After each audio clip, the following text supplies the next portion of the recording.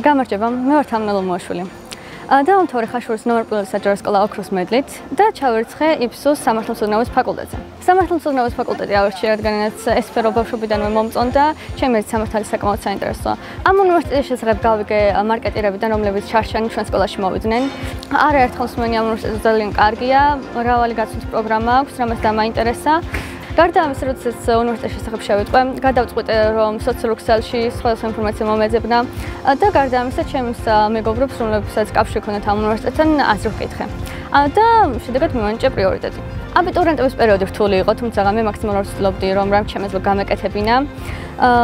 საკმაოდ ბევრი ვიშრომე, საბოლოოდ ეს შრომა დამიფასდა და წარმატებით ჩავერცხე იფსუს უნივერსიტეტში. სტუდენტობის დროს ჩემი მიზანია, რომ ბევრი თავგადასავლი მქონდეს.